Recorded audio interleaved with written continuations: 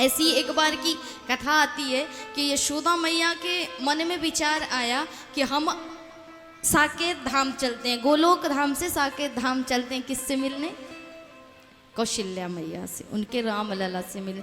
अब राम और कृष्ण दोनों एक हैं महाराज, सेम छवि है, पूरी हूबहू कॉपी है। अगर कभी आपने मूवी देखी होगी राम श्याम सीता गीता, उनमें जुड़वा होते हैं ना एक जैसे, तो इनकी अदला बदली हो जाए तो सिर्फ इनके गुण से पता चलेगा, क्योंकि एक गंभीर रहता है एक चंचल रहता है। उसी प्रकार राम श्याम में भी है, दोनों हूबहू एक दूसरे की कॉपी है, लेकिन इनमें एक ही वो है पहचान की निशानी कि इनके दोनों के गुण अलग हैं, एक चंचल है एक गंभीर है। तो मैया कौशल्या से मिलने की इच्छा जगी यशोदा मैया को। पहुंच गई कहाँ? साकेत धाम। उधर से कौशल्या मैया के मन में भी इच्छा जगी कि हम भी नंद रानी से मिल करके आते हैं, बड़े दिन है गए मिले नहीं। वो भी चल पड़ी महाराज। अब दोनों का रास्ते में ही भेंट है गया, मुलाकात है गई, दोनों मिल गई आपस में।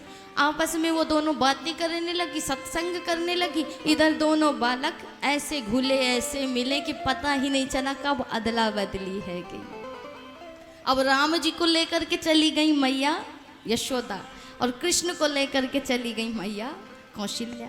अब महाराज अवध का नियम है, साकेत का नियम है कि राम जी को उठाने के लिए सुबह राग का आलाप किया जाता है, राग आलापने से ही राम जगते हैं। तो वहाँ अब सुबह हुई तो सुबह राग आलापने लगे लोग कि भोर भाई उठाऊ मेरे राग हो, राग आलाप रहे हैं। अब राम जी उठे ही ना, क्योंकि कन्हैया कभी उठते ही नहीं है जल्दी, तो इसलिए राम जी उठे ही ना।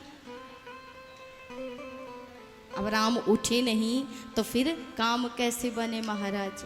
बड़ी मुश्किल से उठाया गया। ये तो कन्हैया थे, इनको बड़ी मुश्किल से जगाया गया। अब ये जागे तो इनके जो सखा थे छोटे छोटे, राम जी के जो सखा थे, वो कहते हैं कि राघव आप हमारे साथ खेलने के लिए चलिए महाराज। वो बड़ी शालीनता से बात करते हैं, बड़े विनम्रता से। उसी प्रकार बात करें। कन्हैया को बात बड़ी अटपटी लगे कि जहाँ जे कहा है रो। कन्हैया ने किसी से कोई आज्ञा नहीं ली, महाराज चल पड़े। अब कन्हैया कभी किसी के ऊपर चढ़ जाएं, कभी किसी को धक्का मार दें, कभी किसी को लत्ती फंसा दें, महाराज ऐसी हरकतें करने लगे।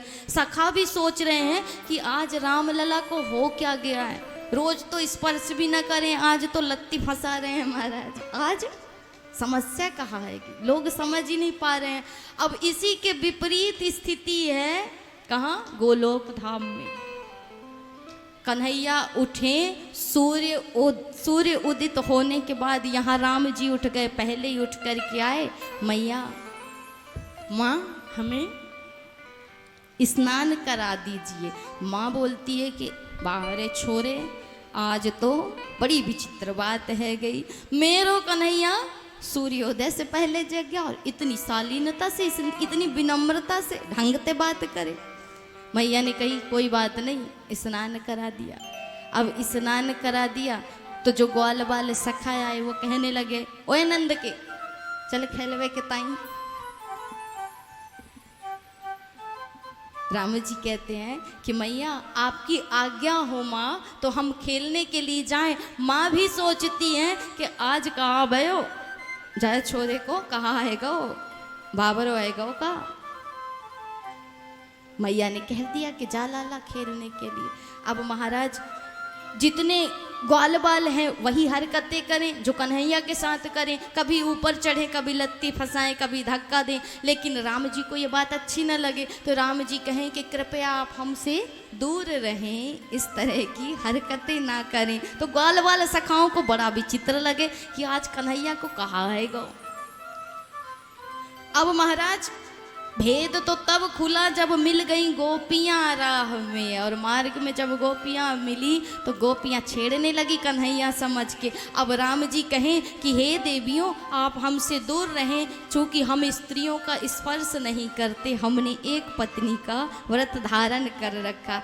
अब गोपियां कहें बड़ा आया लवार, जलवार को आज है कहा गयो।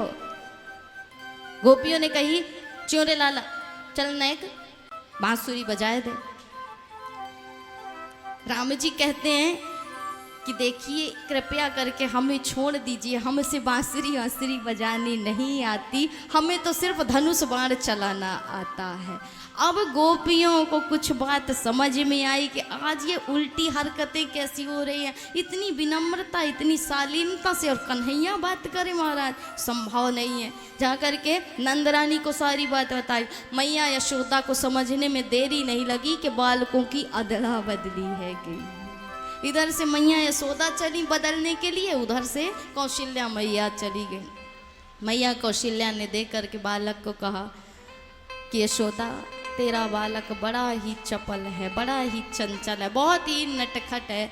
तो मैया यशोदा कहती हैं कि कौशल्या माँ आपका राम बड़ा ही साधारण है, बड़ा ही गंभीर है, बड़ा ही विनम्र है, लेकिन चूंकि सत्य कहूँ तो हमें अपने नटखट कन्हैया के साथ ही ज़्यादा आनंद आता है, क्योंकि बालक इतना गंभीर भी हो तो अच्छा नहीं लगता है, थोड़ी चंचलता आवश्यक है, इसलिए हमें तो आनंद अपने कन्हैया के साथ ही आता है। तो महाराज दोनों में कोई अंतर नहीं है, सिर्फ एक ही अंतर है स्वभाव का।